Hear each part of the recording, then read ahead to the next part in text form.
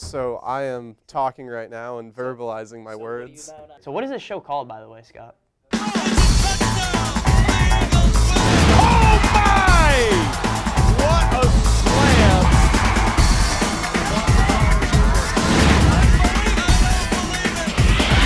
Welcome to another edition of The Talon. My name is Casey Haig. And I'm Ari Malieris. And we're here to talk a little bit of football. Now, of course, this past weekend, your Boston College Eagles lost, unfortunately, 49-0, the second worst loss in their history. The only other time, 1950 against Ole Miss, they lost 54-0. Worst loss in their ACC era. Tell me, what did you think of that game? Well, I thought a lot of things. I felt a lot of things. I saw a lot of things, none of which were positive, none of which I'm proud of or happy about. You know, Casey, leading up to the week, I was really excited. Patrick Tolles had those two nice touchdown throws to Jeff Smith. I thought Jeff Smith could maybe take the top off an ACC defense. I mean, that remains to be seen. Maybe he could, but everything was so stagnant. All of a sudden, I'm concerned about John Hilleman. I don't know if he's the running back I thought he was. I don't know if it had more to do with the scheme of just dive right, dive left. No counter plays, no trap plays, nothing like that. The game plan seemed uninspired. You know, the defense had got away from them towards the end, but they had a few short fields to begin with, and I think they just got demoralized at some point. And, you know, when the offense is that anemic all the way through, I think eventually that's going to happen, and that's something to be really careful about going forward. What do you think? What really surprised me was the defense. They played very poorly. It seemed like at one point the offense was so anemic that they transferred over to the defensive side of the ball. Now, I don't know if Don Brown was the mastermind that we thought he was last year. I mean, obviously they had a few big losses this season in Steven Daniels in the offseason, as well as Justin Williams. Unfortunately for the Eagles' defense, didn't really help them this week and giving up 7 touchdowns. I mean, they were down 14-0 after the first quarter. Yeah. That's tough. How can you come back from that, especially when you have an offense that hasn't been performing? Yeah, it was definitely a hole. They dug themselves right into it right away. They couldn't really get out of it. I mean, that kickoff return for a touchdown, I was out of my seat in 90. I was jumping around. I was so excited. And then you see the flag graphic go up, and it's like, oh, of course. And not only was there a block in the back, it was a block in the back at about the 15-yard line. So, I mean, that was pretty emblematic of the entire day. Just couldn't really get anything going. Steve Adazio clearly disappointed after the game. I mean, he's signed through 2020, so I wouldn't say that he's on some crazy hot seat yet. But, I mean, if that keeps happening, something's got to give, folks. I mean, come on. Well, I think BC's lucky that they do run into a Wagner team. Of course, FCS, as we do know, they are 2-0 on the season to start. What do you think about BC's chances against Wagner? I mean, is it even worth the discussion? I mean, barely, but I mean, there are some things BC can work on. They can keep working on their passing game, their intermediate passing game, maybe screens, integrating new receivers like Ben Glein, someone who we heard a lot about in the preseason.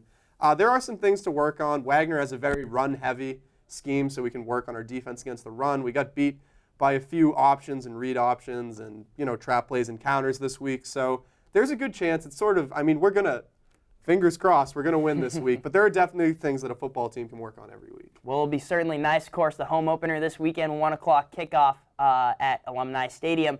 Let's talk about a little bit of football. A team from New England that actually won this weekend. Now, the New England Patriots, of course, going up. Now they're 2-0 on the season, defeating Miami 31-24, of course. Interesting case where you have Jimmy Garoppolo getting injured in the second quarter after dominating the Dolphins' defense in the first quarter.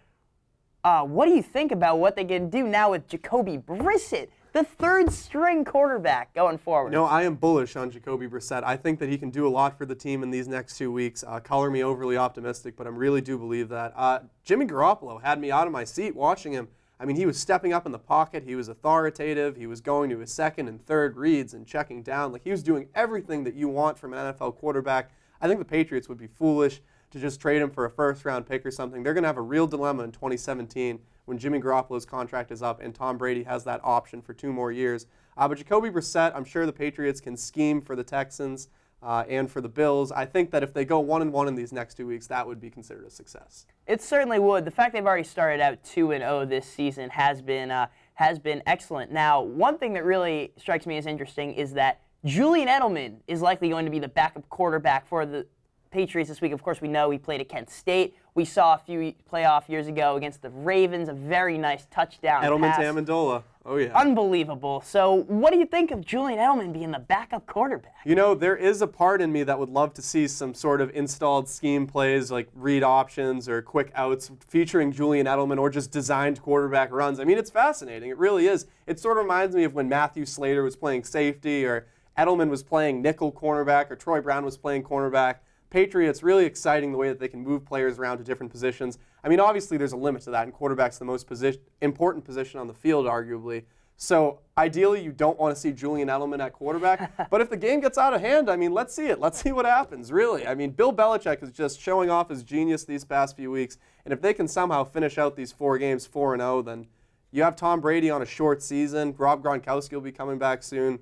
All is well in Foxborough, Casey. Well, the Patriots, of course, were listed as #1 in the power rankings this week. And, of course, the #3 team, the Cardinals, they beat just 2 weeks ago with the backup quarterback. When Tom Brady comes back for the Patriots with their offensive weapons and the defense that they have, I'm really looking forward to seeing the Patriots succeed this season. Sky's the limit, Casey. All right, well, that's all we have for you today on The Talent. I'm Casey Haig. I'm Ari Malieris. And thank you very much. Tune in next week for some more sports talk.